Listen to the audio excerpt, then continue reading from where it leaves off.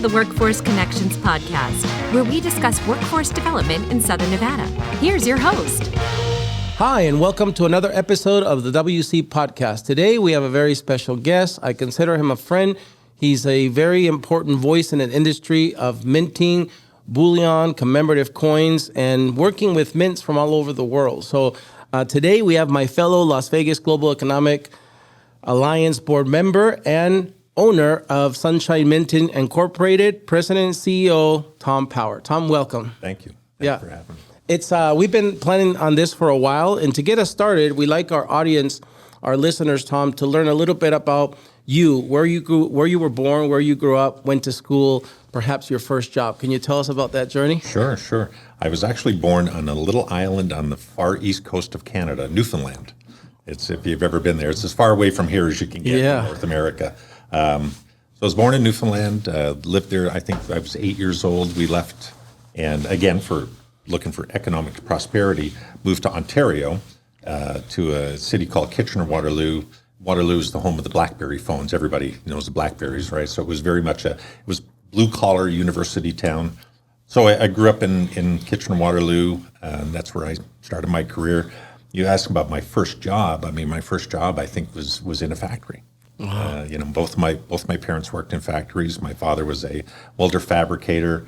My mother was just an assembly worker in a cookie factory of all places. And that's where I started my career, working part-time in the cookie factory during the summer. And then I went to work with my dad's company, and my career in manufacturing just kind of built from there. Truly a blue-collar family. Very much. And I learned a lot about you because just a few days ago, we got to see the podcast episode you did with Y'all Street. Mm-hmm. And again, I love all the stories that I had not heard before. One of them was that you were working in the food industry before the precious metals industry. And so tell us a little bit about how, what was that journey like? Because you have now over 30 years experience in the precious metals and minting industry. But again, before that, you have a history also. And then tell us how did that journey parlay into where you are now, which is President, CEO, owner of Sunshine Minting. As I tell everybody, it was my wife's fault. Right? I was working in the food industry, and we were just newly married. In the food industry, you generally tend to work at nights because you want the food fresh for delivery the next day. And she did not like the fact that I was working midnights, midnight till 7 a.m. or whatever the case may be. So there'd be a week would go by before we'd see each other. And so there was one Friday night we were sitting having dinner together, decompressing for the week. And she was asking how my week was. And I'm like, it was great, except I keep getting these calls from this strange headhunter. She goes, yeah, that's my neighbor next door. I keep dropping your resume off. I'm thinking, well, it would have been good to know, right? So the next time that they called, I didn't ignore the call. And it turned out to be this opportunity with a large multinational company called Johnson Matthey, former British company, and they had a big operation in Toronto. So, I didn't ignore that call, and one thing led to another, and about 3 or 4 months later, I ended up going to work for Johnson Matthey, and that was really the start of my career 36 years ago in the precious metals field. And I know that you stayed with that company for a while, but tell us a little bit about how Sunshine Minting came into the picture through that contract with the U.S. government. Yeah, so I joined them in 1987, and I stayed with them till 1997. And Johnson Matthey was the first Canadian company that we certainly know in our field that was given a federal contract under NAFTA back in the day. So that was 92, 93. So we were awarded a contract to supply precious metal products to the U.S. Mint. Very, very controversial. I said, I think I have still hate mail from Senator Ted Kennedy in my files somewhere. But that was the whole idea behind free trade. And for a Canadian company, it was a great deal because, in round numbers, we could make this product for $1 Canadian, sell it for $1 US, and just make the arbitrage on the currency exchange. So that started in my history with the U.S. government. Unfortunately, in 96, Johnson Matthey decided that they wanted to exit fabricated products, refocus back on their core business, which was refining. And at that time, they were getting into other more sophisticated things like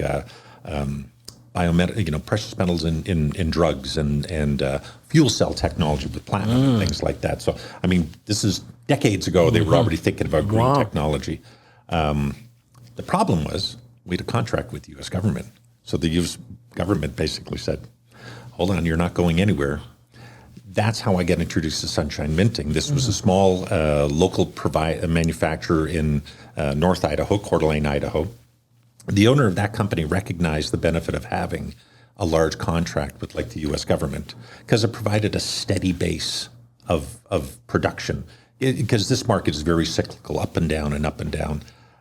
Sunshine Minting used to be owned by Sunshine Mines, one of the largest silver producers in Idaho. That relationship ended in 1993, so they had lost their free pipeline of silver to produce products. So for them, it was a great opportunity to now have a long-term contract with the U.S. government, and for us, it was a great opportunity to get out without any penalties as the corporate had made that decision. So I ended up following the contract. We were able to transfer it to Sunshine, and then May of '97 was when I relocated from Canada down to North Idaho, and the rest is history. The rest is history. Tell us what it was like to go from just working from Sunshine to owning it. That was a huge transition. Well, I mean, I tell you what, I look at everything as a learning experience. When I first joined Sunshine Minting, the family that owned it, there was an interesting story. The owner at the time, within the first couple of weeks of me being there, we were decompressing, debriefing at the end of the day in the office, and all of a sudden, boom, he passed out. We rushed him to the hospital, diagnosed with an inoperable brain tumor. Wow. Very, very challenging time. So when he recovered, he sat myself and the other gentleman that was helping to run the business and said, look, if I needed you before, I really need you now. I've got to go seek treatment for this. And so, we said, that's what you hired us for. We made the commitment we're going to do it. Unfortunately, he never came back. 6 months later, he succumbed to the tumor. But during that time, that really taught me about how to run a business, because I went from managing a department or managing an area to now I was partially responsible for helping make payroll every week. That's a different level of responsibility when you've got to make sure the bills are paid, the people are paid, things like that. So I used that first 7 or 8 years with Sunshine to really teach myself how to be, I call it entrepreneurial. How to manage a department like it's your own business, or even manage a business like you own it. And so that really set me up, for when I ultimately bought the business. Obviously it's a whole different set of responsibilities when you put every asset that you own is now on the line for what you're doing. So it makes you think differently when you have to make decisions about things. But I think that I was very grateful I had that 8 or 9 years of growth to really prepare me for that stage. And I like what you said in that other interview about the difference of intrapreneurial and non-entrepreneurial is when you're given that very cool opportunity to be entrepreneurial, you're not playing with your own money yet, So you got to... That's what I tell you. You can do it on OPM, other people's money, right? But they don't let you make big mistakes either. No, little mistakes. And I hope that I carry that through with my team now is that, I look at my job as to really help mentor them, allow them to make mistakes, but not big mistakes. Put the bandwidth in place that I can stop them from tipping us over the edge sort of thing, but allowing them the latitude and the room to learn, because that's very important. You have to make mistakes to learn. Yeah. Right. And by the way, Tom, I need to give you a compliment because, I've worked with your team, Jason, Ken, everybody there in your building. When we designed, the product with your designers, you have a great team. And so I can tell already that you do take that experience you were given and you're passing it on, because every member I've dealt with, not only are they committed to the purpose and mission of your organization, but they're also very community-minded. Yes. They're very partnership-oriented. Demonstrated again a few weeks ago when you hosted us and the congressional staffers from D.C., so kudos to you and your team for that. I feel it's really important to surround myself with people that share the same passions, because we're all intelligent, we're all smart, but if we don't share the same passions, we're not going down the same road. That's right. Right, and I think that's where Jason and Annie and Ken and the whole team, they get it, they buy into it, they're passionate about it like I am, so it's very easy for us to move down those roads and keep the company going in the right direction. I agree. And I think that, one of the things that we haven't talked about yet is when you became the owner, as you said, and you put all your own chips on the table, one of the big decisions you made was to move to Henderson, Nevada, right? Tell us a little bit about what drove that decision, because that's what got me to meet you. Obviously. Yeah. So after I bought the business, we were looking at what was our next growth opportunities. And when you look at growing, there's two ways to look at it. You can either do it through organic growth or mergers and acquisitions.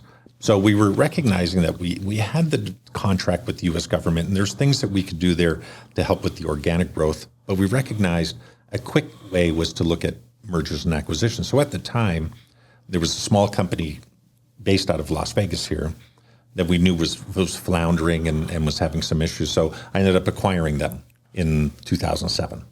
And that we quickly set up our first little operation here. So we've had quite a long history here in Las Vegas. And then again, it was a small operation, I think 6 to 10 people. But very, very quickly, over the next few years, that ended up representing 20, 30, 40% of our overall business. Because at the time, we had great access to workforce down here. It was a great central hub because, and that's one of the beauties of Las Vegas is, you're close to LA, you're close to Salt Lake City, you're close to Arizona. You're very centralized as being a hub. And once I bought that little business, we just ended up growing it, and that became the precursor for. I think we're on our third building now that we're here in Henderson, Las Vegas area. The latest building, because one of the big mistakes I made.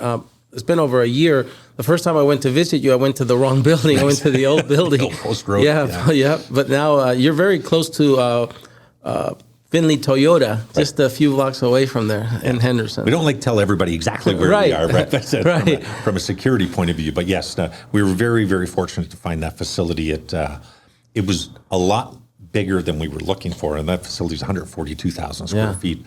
But it gave us the one thing that we've never had the luxury of having was space to expand. Yeah.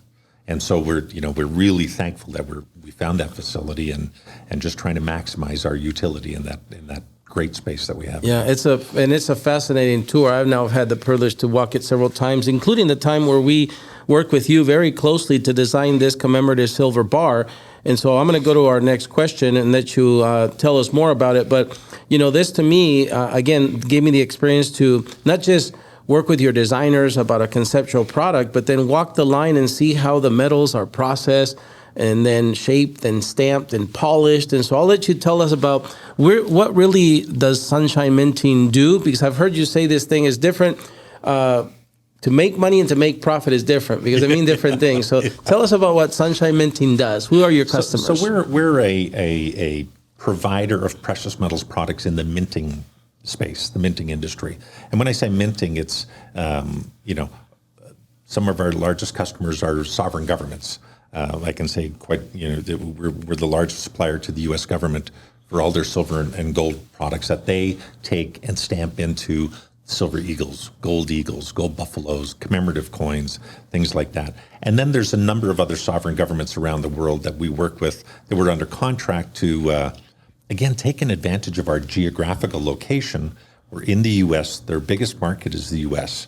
And it really stemmed from a conversation I had with one government where we were making a semi-finished product, shipping it all the way overseas to them. They were finishing it and shipping it all the way back to Los Angeles for distribution. So we met one day and we said, look, this makes no sense. The only people making money on this is the transportation companies. So why don't you license us to fabricate your product here in the U.S.? We could fabricate it, ship it, to Los Angeles or wherever for distribution. It never has to leave the country. And that quickly just rolled into our new business model that we developed. And I think this started in 2009. And now, we have 5 major sovereign governments that we supply products to. So I call everybody, we're a probably a bad term, but cradle to grave manufacturer. So we can take in the raw material, we process it through into finished product. We have a full design team. We have a full tooling team. We can handle everything in-house. We don't like to outsource. We like to manage everything ourselves. And so we can provide turnkey solutions to any customer, whether it's a sovereign government, a group like yours that says, hey, we want something special. We just want 100 pieces to commemorate a special event that we have. We can handle it. We can, one piece, 100 million pieces. That's, we have that capacity and the bandwidth to be able to do that. Our primary product is silver. That's about 90% of what we produce. Gold is our second biggest product that we produce, and then a little bit of platinum that we continue to make in there. But all products for the minting industry, ranging from a little tiny 0.5 gram gold to the biggest coin we just finished recently for that group out of Texas was a 500-ounce silver coin, one of the world's largest silver coins. Wow. That's a big coin. Yeah, it's a big coin, yeah. Wow. Yeah, and I know also when he saw this, I have 550 colleagues across the nation that are executive directors of local workforce development boards. And my peer from Prince George County, Walter, loved this so much, he ordered his 5-year commemorative coin from you. Again, I know that when I got to walk the factory, one of the things that I noticed was, as you said, there was pallets of raw material. And after all the processes, at the very end, there was this, like you said, from cradle to grave, this product that every step was amazing. The tooling, the polishing, it was just fascinating. Yeah. So it's a very unique, it's not something you see in every town. There's maybe a handful of us around the country that do this type of product. That's one of the challenges of my industry, is that globally it's very, very small. There's very few machine manufacturers making machinery exactly for our industry. A lot of our stuff that we have to wait until it trickles down from bigger industries, from the copper industry or aluminum industry, or even we have offshoots now from the jewelry industry. So it's a bit challenging that way to embrace new technology, because we have to wait until it kind of right sizes for our industry. Gotcha. And you took me to my next question, because you're right. Your industry is highly specialized and global in nature. So I love that piece about your interview too, where you were talking about how cyclical it is, where people care about holding on to physical assets. Then we get comfortable and don't care about it. And Bitcoin comes around, and then, a big recession comes or a global conflict, and we care again about physical assets. Right. So what kind of trends do you see now, or challenges coming in this cyclical nature of, your industry? Do you see anything up ahead? Yeah, we actually just came off of a major bull market predicated by COVID. Our business, the success of our business is built by uncertainty, right? COVID created massive uncertainty globally. So everybody was moving back towards physical assets. Mm-hmm. Then all of a sudden things get good. I think back, 8 years ago when Trump was first in power, was actually probably 3 of the softest years we had, because he very quickly stabilized the stock market, the interest rates, the housing market. So people were putting their money in other areas where they weren't as concerned about having what silver and gold is typically called a safe haven investment. But now today, with the uncertainty with the tariffs and what Trump is trying to do to correct the trade imbalances and things like that, massive uncertainty in the market. So now we're seeing this big push again for safe haven investments, physical product, because Bitcoin can go to zero tomorrow. Yeah. We have no control over that, right? The housing market flop upside. I mean, look at what happened in 2008 in Las Vegas, yep. Right? Precious metals will always have a value. Will always have a tangible value that's tradable, is worth something to people, right? And I think that gives people a really high degree of comfort. So, people always ask me, well, how much of my investment should I hold in precious metals and things like that? However much you're comfortable, because as with anything, it's a risk, but it's probably, in my opinion, one of the least risky investments, because it's going to follow inflation and follow uncertainty. It'll always have a value, and it's always tradable. So there's always an outlet to be able to convert it to cash or buy a loaf of bread with it, or whatever you need to do, right? A lot of loaves. Yeah, today, yeah. Yeah. So, Tom, you and I talk about this a lot, and you, again, this is a subject that we focused on when the congressional staffers were here, because as they write policy for our nation to help support small businesses and, move people from dependency on government programs to self-sufficiency through jobs and work, we talked about how difficult it is today for all employers across industries to recruit, train, and retain the talent they need. But again, in your industry, it really takes a unique skill set. You tell me all the time, so you've pointed to me some of the jobs in your factory, which are high-paying jobs. Tell us about what you're seeing as an employer. the challenges today, again, of recruiting, training, and retaining the talent you need to keep your business going. Yeah, and the problem that I'm seeing, it's just not isolated to Las Vegas. I think this is a global problem, certainly across all the U.S. We've spent the last 40 years becoming a global economy. I think back when I was in high school, I had access to do woodworking, automotive. I could do, they had a kind of, we call it shop class, where we get on lathes and make metal pieces. So I was exposed to all of those different things in addition to computer programming or whatever the case. So you had multiple options. We've lost that as a society. We've given that up certainly over the last 20 years. I think I've got two sons that are, 30 and 32. Even when they went through high school, they didn't have those same options that I had. So as a society, we've given up those talents. So now we're trying to build them back. And it's not easy because I also think manufacturing got painted in a very kind of a bad corner. It became, it's a second-class job or blah, blah, blah. It's not. No. It's not at all. I mean, our average wages is over $30 an hour. Yeah. When you look at our combined wages. The facility is impeccable. It's impeccable. Clean. It's a clean facility. It's a safe facility. And so we're really trying to send the message that, hey, manufacturing is not a second-class job. It's a first-rate job. It can provide a lot of great careers for people. I think my mother worked 42 years for the same factory. Like it's a stable place to work. But then one, trying to change that mindset, and two is trying to acquire the talent that we need.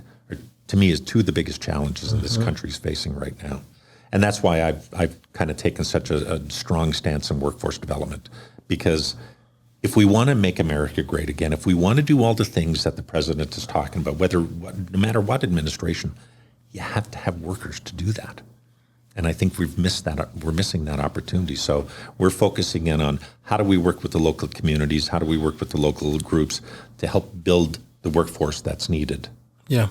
To help support our industry long term. And your actions show that, Tom, because again, not only we've talked about you're willing to host conversations with national guests that came in your facility. You sit now on the LVGA, which is our regional economic, development agency that is trying to, again, expand businesses here and bring new businesses. So your actions follow your words, where you really are. And we appreciate it as the workforce development ecosystem, because we need the voice of employers to really guide the type of investments that we're charged to making.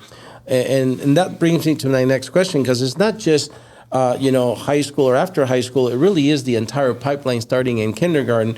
And so with that, I think one of the things I still have this vision and hope that we get to do it here. But when I met you, I found out about this amazing project that you and other business leaders put together in Idaho. And so I want you to talk about it, because we had one of my bosses, the mayor of Henderson, Mayor Romero, there in your facility, because we need more of that. And so this model that I'm going to let you explain in more detail really solved the issue in Idaho. It addressed this lack of pathways, this lack of a pipeline for these kinds of jobs. And the business community got together, created a solution, and now you've kind of handed it off, might not be the exact word, but now it's being managed appropriately by other stakeholders, but it's actually working. And so again, tell us about it, because it's something we need here in Southern Nevada. Yeah, so Northern Idaho kind of went through the same thing that Southern Nevada went through, especially after COVID, recognizing we needed economic diversification. Northern Idaho was primarily lumber, mining, and bit by bit those went away. When I think about when I moved to North Idaho in '97, we had 6 active lumber mills on the Spokane River. Today, there's none. Wow. And the last one that was even off-site just closed this past year. Wow. They're just, again, talk about tariffs. That's an industry just got hammered by softwood coming in from Canada and things like that. And so as they're trying to look at and say, what do we do with this area? Myself and 5 other business leaders got together and said, if you want to grow this area, we've got to provide an outlet for these kids to not leave the area. And we recognize too, it's not about creating STEM academies and things at the college level. We targeted the high school level because we wanted to catch these kids that were at risk of dropping out. So it was for juniors and seniors in high school. So we worked together with the local school boards. We had a family donate the land, and so we created a place called KTech, Kootenai Technical Education Campus. So that again, we went for a bond at over 68% approval rating. It was built in less time, $2.5 million under budget. We had so many people donate so much to help get this off the ground. And I think that first year, going back to 2009, we had 144 students. And that second year, 144 graduated. It's 100%. 100% graduation and like a 99.7% placement rate. That most of them, and still to this day, have an average of 4 to 5 job offers. One of the most successful programs I do up there is diesel mechanics. Western Caterpillar and some of the big, diesel companies literally have standing job offers for these kids. Our biggest challenge up there was getting the local college involved, because for some reason they thought that they needed to be a liberal arts college in the middle of North Idaho, which made no sense whatsoever. But after 2 or 3 years of seeing the success of this high school, they now built the Parker Technical Center on the same campus. So these kids can do 2 years at high school level, literally walk across the campus, do 2 years college level. So they're walking out with like full 4-year certification programs, no debt, right? And it's just worked out to be a tremendous benefit. Our facility up in Idaho has hired some of the students that has come out of some of the programs there. But so that's and that was created as a charter school, so it does get school board support. It gets funding from the state, and I think that's the key. Trying to do private is one thing, but it has to get the support of the local, certainly the local school boards, and so yeah, I would love to be able to replicate something like that down here in Southern Nevada. Yeah, well, you have the interest of the mayor now of Henderson, and so in our support too, we're going to keep that conversation going. Again, we have somebody here who's done it. We may not have to recruit other businesses like-minded. Again, we have a Caterpillar dealer here in Henderson as well, Empire. And so, yes, I'm going to keep tilling that with you until... Haas Manufacturing is heading this way soon, and I know Peter, who's the project manager for that, and he's sensing the same frustration that I have too with the whole workforce development in this area, and so I certainly know that we're now getting the critical mass of people in this area that would help to support a program like that. I agree. I think that's going to help us. So Tom, let me ask you one last question about work before we move on to something more personal.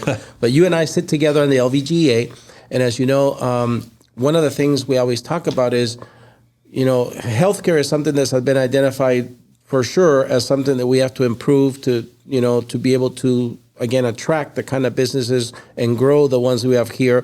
But manufacturing is always there on that top of mind of the LVGA and the strategies. What role do you see? Because again, as you said, the ecosystem is growing. Haas is a tremendous addition to the manufacturing ecosystem that you're a part of with Ocean Spray and Levi's and FLM and all the other companies.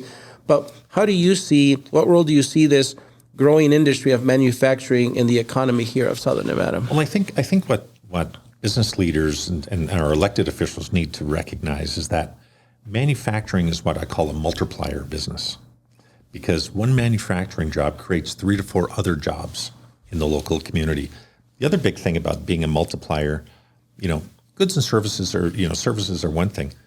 My company, for instance, 99.9% of the product that we make is sold outside of Nevada. So that's all fresh money coming in. And you talk about a multiplier, right? That's all money that we're now feeding into the Nevada ecosystem. So I think people need to recognize that there's just more than the tax credits and that these manufacturing companies create. Because Haas Manufacturing, that's a global company. Their stuff is sold worldwide, but all that money is going to be flowing into Nevada. So they need to recognize that manufacturing is a multiplier of sector, because it creates so many other offshoot jobs, and treat it as such. Energy costs and things like that are always going to be a challenge. I think more work needs to be done with like NV Energy to say, hey, we need to be able to carve out something for the manufacturing sector that they're not getting whacked with these crazy rates. like me, I'm on certain customers, I'm on a 3, 5, 10-year contract. It's a fixed price contract. All of a sudden, my energy costs go up 40, 50%. I'm eating that. That eats profits. That means that we can't do capital reinvestment and all these sort of things. So I think the ecosystem here in Southern Nevada needs to start tailoring a little bit more towards helping the manufacturing sector grow. What I do appreciate about being on the LVGEA or the Henderson Development Association, we're trying to be very selective about the industries that are coming to this area because obviously natural resources are a challenge. Yep. Water, land. So we want to make sure that the industries that are coming suit the profile of what works well here in Southern Nevada. Yeah, I think we're very fortunate that I think fit the profile very well. And so from that, we try to take an active role in, Jason, our president, sits on the Nevada Water Board. Ken sits actually on one of the governor's workforce development boards. I'm encouraging my team to get out there and take part of the community to keep pushing those initiatives and make sure that, people understand how important manufacturing is to any economy, but certainly Southern Nevada from an economic diversification. I hear you loud and clear. And again, I do see your team, not just you, your team out there involved, and we need that. Again, as you know, we 3 years ago, which is what this beautiful silver bar commemorates, for the first time we launched industry sector partnerships here for our region. For many years, almost over a decade, it was attempted at the state level. And it's very difficult to take regional employers to do something at a statewide thing. And so across the nation, there's data that shows that it's best done when you partner with your regional school district, your regional economic development agency, your regional community college, and your regional workforce board. And we have been successful. I think of the 7 industries, of which general and advanced manufacturing is one of them, we have now over 320 employers involved. And again, I'm so grateful that you were among one of the first employers that joined, and you said you were one of them that said to me, I'm buying in because the first time I feel heard by government. And that made me really proud because, again, we as a team, we want that. We want you as an employer to feel heard, and we really want you to know that we're asking you these things because we want that to guide our work. And so, again, thanks not just for buying in and yourself showing up, making sure your team stays involved, but now because of that, 320 other employers are involved too. So we appreciate that, Tom. Oh, thank you. Yeah, and to me, it's important that, I feel very grateful in Nevada. I've been able to, meet with the former Governor Sandoval, and I had a session with him, and then Governor Sisolak, and now with Governor Lombardo, and make sure that the same message, I don't care who's in office, and that's why I'm happy with Congresswoman Titus, if she can come by, because they just need to hear the same message. It doesn't matter who's in power. The challenges of the manufacturing stays the same regardless. And I think, that there needs to be some continuity there in how they're helping to correct those challenges. I remember one of my first meetings, I won't name the senator that I spoke with, I point blank asked him, I said, look, I just read a study, I think it was KPMG or somebody that said in the next decade, there's going to be 3.8 million new manufacturing jobs created in the U.S., of which 2.5 million are going to go unfilled because of the skills gap. What's Nevada going to do to try to help tackle that? They had no answer. They had because it just wasn't put in front of them enough for them to say, hey, this is a real challenge. So I want to make sure that we don't lose our voice. Yeah, no, and you're doing it, Tom. Another example we're going to share for those who are listening on the podcast audio, you can go to Nevada Business Magazine website and find this article. But for our viewers on the YouTube channel, the January edition of Nevada Business Magazine contains a special article in the middle. I believe it starts on page 20. And in here, we recognize this good-looking guy here named Tom Power from Sunshine Minting. I thought you were going to point at yourself down there. No, but we also have the governor, as you said, and we have Tom Burns from the Governor's Office of Economic Development, Mary Beth Sewell from the Vegas Chamber. The voice is so important, Tom, I think, of the business community. And so you are doing it in multiple ways, and I know that you're going to continue to do so. We're going to need that for the business to really guide what we do as a system. But enough about work. We want to know about Tom Power when he's not working. And I know that's not often because I sometimes look, when a Henderson Silver Knights game, I'm in my seats and I go like this and I look up, to try to find you. You're not there all the times because you're busy, but sometimes I do see you. And then also if I'm at a Vegas Golden Knight, because I've sat at your seats once, I know where you are, so I can, wherever I am, because I don't have seats there permanently, but I always look and sometimes I see you, sometimes I don't. So you're busy. But when you're not working, Tom, besides hockey, what else brings you joy, you and your family? Well, so my wife and I have 2 sons, and now we're blessed with 3 grandsons. And so that's becoming to occupy a lot of our time. I love golf. So I love enjoying everything that Southern Nevada offers. I tell people all the time, people say, why would you move to Las Vegas, blah, blah, blah. Why wouldn't you move to Palm Springs or move to Scottsdale? I said, no. I said, you moved to the desert to die. I said, I moved to Las Vegas to live. Nice. And that we really try to really just take advantage of this amazing, amazing city and area that we live in here. So we golf a lot, and then we spend a lot of time. We still have a house up in Coeur d'Alene, Idaho, and that's where our children are living. Which is beautiful. It's a beautiful spot. So we try to spend as much time in the summer up there, and that's where, again, more golfing, boating. We have a boat on Lake Coeur d'Alene, and just really enjoy the outdoors. I do a lot of travel, and you just came back from international travel. I just came back from Singapore and Shanghai. We have a facility in Shanghai we've had for 14 years. So I try to get there 2 or 3 times a year. I'm actually leaving next Wednesday for South Africa for 2 weeks, one of our big industry conferences there. Prior to that, I was in the UK and Germany in January. I call this is my crazy travel season, up until about the end of May, and then it'll quiet down, and then it'll pick up again in October. So I've got a couple of months to try to decompress, but really now, Jaime, it's about spending as much quality time as we can with our grandkids. Nice. Spending as much, try to split our time between here and Idaho, but when we're here, just take advantage of this great city. Are all the grandkids in Idaho? They are. Okay. They are. So we're actually hoping that my eldest son and his wife, and they've got a 2-year-old, are probably looking to relocate here sometime this year. So you'll have access to them more often. A little bit more often, yeah. That's good. So, Tom, if you could look back, again, I always think about this because you and I, we all collect wisdom throughout the years. And again, hearing that story on Y'all Street was really fun for me to hear about your journey. But if you could look back at the 18-year-old Tom, right, and they say youth is wasted on the young, because we know so much now. And I always think, well, would he even listen to an old guy like me, the 18-year-old me? But if you could give 18-year-old Tom, 18-year-old Jaime, or any really 18-year-old that's listening and say, wow, I'd love to own my business one day. I'd love to be a contributor to this industry, be a successful entrepreneur, business owner like you. What nugget would you give them? What advice would you give a young person to get to where you are now? There's a lot of lessons. There's a lot of lessons that I've learned. And I think I might have said it in that previous podcast. A couple of things that really stand out. To me, you have to have passion. You have to have passion about what you're doing. Otherwise, it's a job. I've never considered that I have a job. I have a passion. And that's what I fuel that passion every day.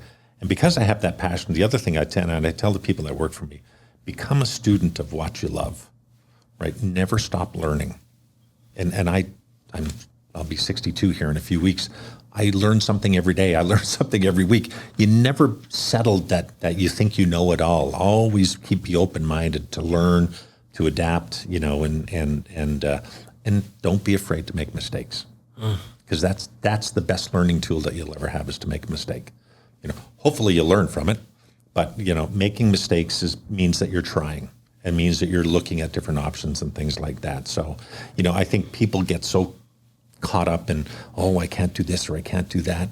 No, you can't. That's the only way you're truly going to know what the limitations are, is by try this, try that. If it works, great. If it doesn't work, okay, don't take that path in the future. We'll go down this way, sort of thing. So that's really the thing that fuels me. And to me, the biggest one is the passion. You just got to maintain that passion, whatever it is, whether, in my industry or any industry, any job. If you're the business owner, or your desire to have a business, have that passion, and that'll fuel everything, and make sure that you stay focused in what you need to be focused in on. Yeah, well said. That's great advice, Tom.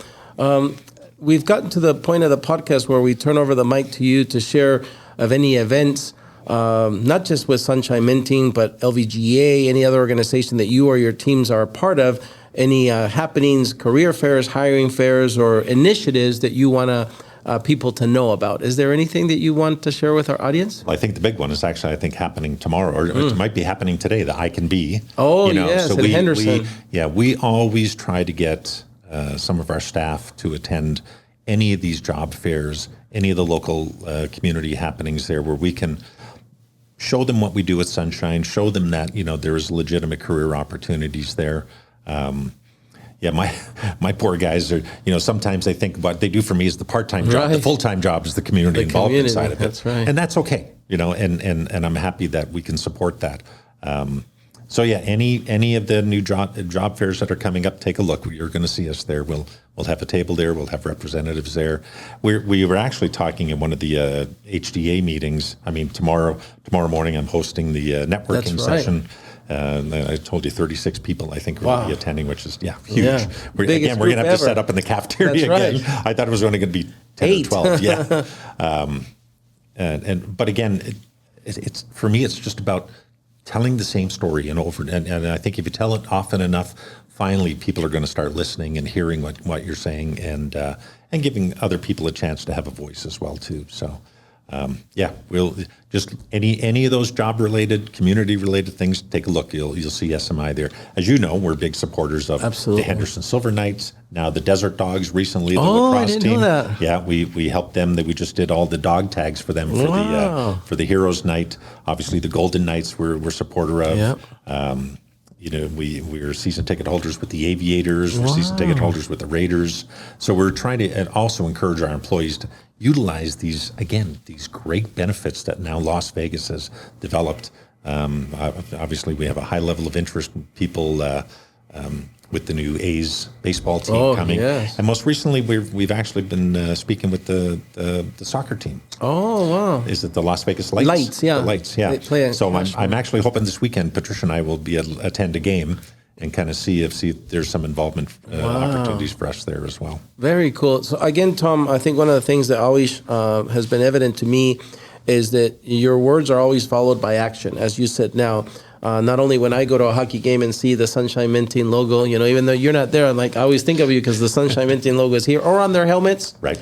At one time, it also used to be, I think when the games were at the Orleans, it was the Sunshine was the anthem sponsor. They would have your logo when they played. We still are the sixth man on the ice. Yeah, at the beginning of the game. So you can't escape out fun in a Vegas evening without being exposed to Sunshine Minting. And we don't do it for business. We do it for community involvement to show that we take a lot from the local community. We want to give back as much as possible by supporting these because I think these are great things for the local people. My very first time I went to Allegiant Stadium, I remember sitting there going, wow, I really hope the people of Las Vegas understand how fortunate they are to have a facility like this in their backyard, and that's why even I went to the Super Bowl when it was here, not because I had any dog in the fight, I just think, when am I going to get this experience again, and it's right here. I don't have to travel anywhere, so... And that's why we really try to take. And then we also get involved with some local youth sports teams and help sponsor them as well too. And we try to be very selective about where we're putting our brand because again we want to make sure it's sending the right signals as well too. Yeah, I would imagine. I haven't paid attention, but since there is youth hockey leagues at both the Henderson and the Summerlin arenas, but I've never stopped to see who's involved there in those youth leagues. If you go to the youth league at the practice facility in Henderson, all the youth teams have the SMI logo on there. They call them butt boards on the back of their jerseys. I'm going to pay attention next time I go. So that's part of the reason why we got involved because a lot of the sponsorship money we gave went to help support the youth hockey. Yep. That's awesome, Tom. Well, again, I see it in ways here too. You and your team have been tremendous partners with us in all these initiatives we've talking about. including, again, this beautiful commemorative coin that you made for us, that everybody that sees, anybody who's fortunate to own one, we give one to every employer that comes on board.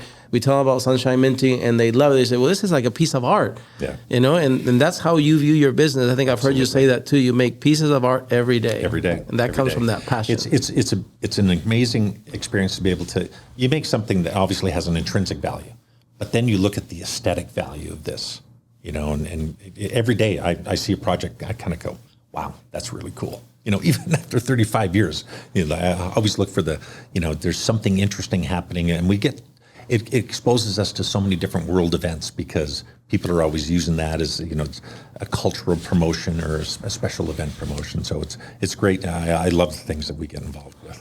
Well, Tom, thank you for being on the podcast today. My pleasure. I know that we'll continue to have conversations every week, every month as we continue to sit on the LVGA, but also really explore this K through 12 solution that, you know, we have the mayor interested in. And as we have more business leaders like you that recognize this need, we're going to keep pushing, make sure that we get something like you did in Idaho. So we will. We'll all get right. there. Thanks, Tom. Thank you. Yep. Well, that's it for another episode of WC Podcast. We hope to see you at the next one. And until then, stay safe.